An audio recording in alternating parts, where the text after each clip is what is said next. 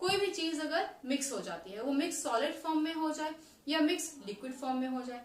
Solid form में mix होगी तो हम उसको मिक्सचर बोलेंगे, लिक्विड फॉर्म में मिक्स होगी तो हम उसको सोल्यूशन बोलेंगे। क्लियर?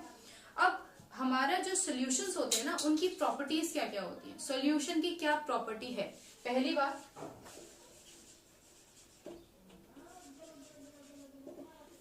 आप इस चैप्टर के माध्यम से 2-3 प्रॉपर्टीज पढ़ेंगे। सोल्यूशन के बारे में पढ़ेंगे, सस्पेंशन के बारे में पढ़ेंगे और कोलॉइडल सॉल्यूशन के बारे में पढ़ेंगे। क्लियर? अभी तक हमने मिक्सचर डिस्कस किया है, हमने सॉल्यूशन डिस्कस किया है।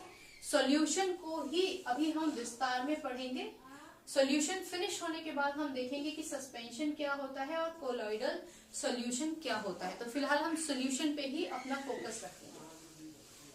सॉल्यूशन का मतलब ये एक ऐसा द्रव बन जाता है आपके सामने जिसकी कुछ प्रॉपर्टीज हैं। बच्चों, हम प्रॉपर्टीज की बात कर रहे हैं, प्रॉपर्टीज ऑफ सॉल्यूशन। पहली प्रॉपर्टी क्या है, ये होमोजेनस होता है।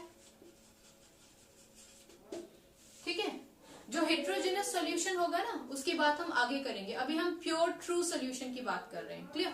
तो ट्रू सॉल्यूशन जो होगा वो होमोजेनस होगा। होमोजेनस और या ट्रू सॉल्यूशन मतलब जिसमें जो सॉल्यूट डाला है ना वो दिखाई नहीं देता है, पूरी तरीके से मिक्स हो जाता है। क्लियर? तो एक तो ये होमोजेनस होगा। दूसरी बात है कि इसका जो पार्टिकल का साइज होगा ना वो 1 नैनोमीटर, इसका मतलब 1 × 10⁻⁹ मीटर। क्लियर? इतना छोटा होता है, इतना छोटा पार्टिकल होता है कि आप उसको देख नहीं सकते, देख के बता नहीं सकते। आपको उसके लिए कोई माइक्रोस्कोप की जरूरत पड़ेगी पार्टिकल्स को देखने के लिए। क्लियर? तो सोल्यूशन का पहला प्रॉपर्टी तो ये है कि होमोजेनस होता है। दूसरी प्रॉपर्टी होती है कि ये 1 नैनोमीटर छोटा होता है। इतना छोटा है कि इसको आप आइडेंटिफाई ही नहीं कर सकते कि ये इसमें सॉल्ट है कि शुगर है या क्या है। ओके।